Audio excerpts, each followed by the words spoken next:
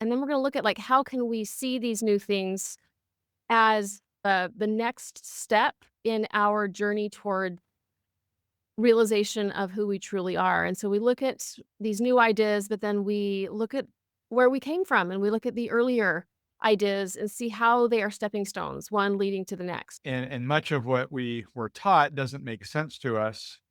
And oftentimes we come to a pivot point in this faith journey when we begin to lose this image of God that we were taught. And one of the things that we are exploring in this Latter day Struggles 2.0 is this kind of idea that we can lose one image of God, but maintain other images of God and not have to throw the God concept out completely.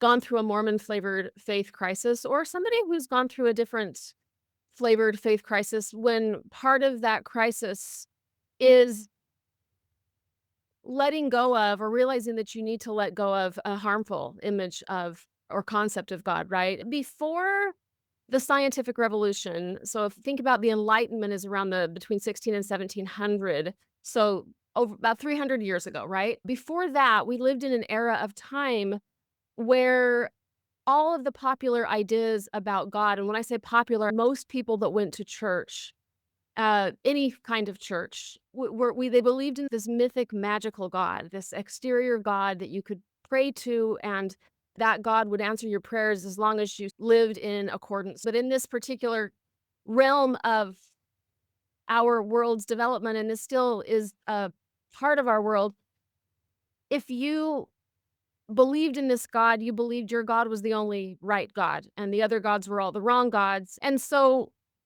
religion could comfort, but it also caused a lot of problems. And so where do we go? And that's what Nathan and I are wanting to ease us back into, is that there is another version of this God. All of the great religious traditions took one deep enough into their path of enlightenment, and they would find this God that is at the ground of all being, this essence of God within and between all living things that is an emanation of light and truth and love. What he was really trying to do is just describe what he saw as mutations that became more adaptive. And because they were more adaptive, they showed up in the population more commonly in later generations. Something is becoming more, not less organized. And that's something Nathan and I believe, and the integral theory and transpersonal psychology would posit that very thing is God. Talk about mind boggling. This is infinitely, absolutely, utterly mind boggling. Random mutations cannot even begin to explain this. The vast majority of mutations are lethal anyway. Evolution is a wildly self transcending process. It has the utterly amazing capacity to go beyond what went before. So, the drive to self transcendence thus appears to be built into the very fabric of the cosmos itself. That is not disproving the nature of God as a driving power. It's actually absolutely proving that God is soaked in every inch, in every centimeter of the universe.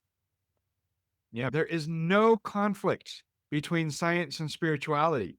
That God uses two sets of stony tablets to teach us. God is not trying to trick us with science, God is trying to teach us with science. And so science and religion and spirituality have to meld. If there's a conflict, then something is wrong. Towards greater and greater light and truth and consciousness, which means that there is no need to think about a fall from the perspective of sin and woundedness.